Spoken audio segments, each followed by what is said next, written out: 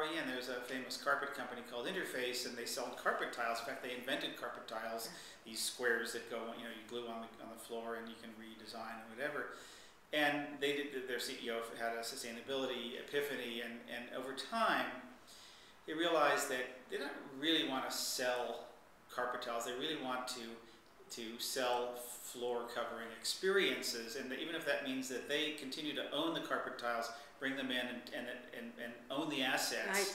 and actually can take them back at the end of the useful life and turn them into more assets. And they realize that it's a whole different business model in some ways, and we've seen that in a lot of things that we don't buy CDs anymore. Right. We don't even buy books anymore. We download them. It's a different product, and Right. what we don't really want is to own a piece of polyethylene or polypropylene, I guess, with some that we put into a disk into a computer or a music machine of some Right. sort. We just want the data. Right, owning the asset makes us have a legacy problem. Exactly. That we don't necessarily need to have. And in the case of floor, it's so genius because a company doesn't need to own that. They're not getting anything out of owning that. It's not.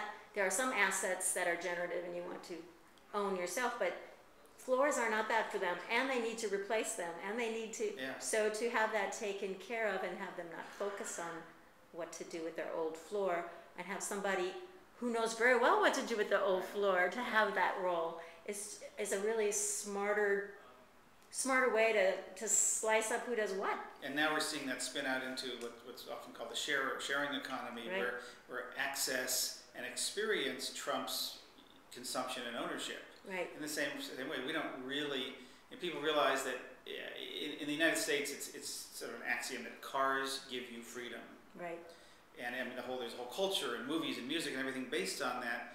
And the reality is, cars don't give you freedom. You got to buy them and maintain them and park them and fuel them and insure them and repair them and all that kind of stuff. They're a burden sometimes. It can be a burden, particularly if you live in a city. But what gives us freedom is mobility. Mm-hmm. Right. And what if you had access to a whole fleet of cars that you didn't have to own or park, or they could be accessible, Or wash, or and insure and all of that. And so we now have a whole generation of kids who are growing up who are saying, maybe I don't need to own a car in America. Yeah. And how different is that? And Yeah. so this whole area is really about innovation. Yeah. Most people think it's about greening up and doing less bad, and it's sort of some of it's about that. That's not the part that gets me up in the morning. The part that gets me up in the morning is the incredible creativity that this is unleashing.